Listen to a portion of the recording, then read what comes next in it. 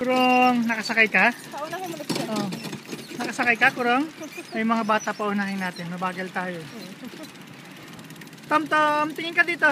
Tom. Oh, nakasakay sa bisikleta si Tom, oh. Yabang, no? Saka si Kurong.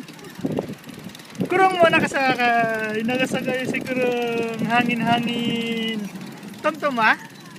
Tom, ah? Tingin ka dito. Tingnan mo yung view. Pakita. Nandito kami ngayon sa, anong tawag dito? Kukishobu and medyo malayo nga lang sa bahay namin, 1 oras mahigit ang biyahe, pero solved naman kasi pwede silang sumakay sa bike, pwede rin sumakay sa boat, pero hindi pa kami sumasakay sa boat dahil ayaw ni mama.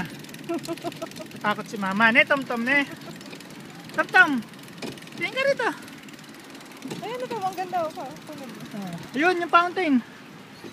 Yun. Ha? Mapapangga. Hindi, isa naman yung daanan eh.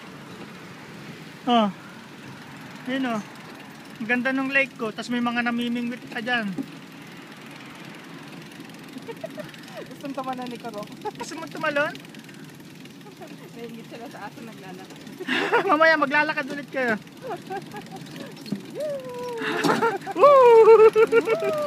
Pagod na ako. Patay tayo dyan. Mahaba pa to. 1 oras, wala pang 5 minutes, pagod na ako. Mabigat? Mabigat? Magaan masyado yung pedal, kaya lang hindi umuusad, kaya dapat mabilis. Konde papasaro? Konde papasaro? Iyo. Mas nakakatakot pag ikaw. Tom, tingin ka dito, Tom.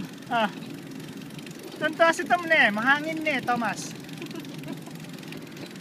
Kurong ha? Lakad-lakad? Isa tumanan. Go!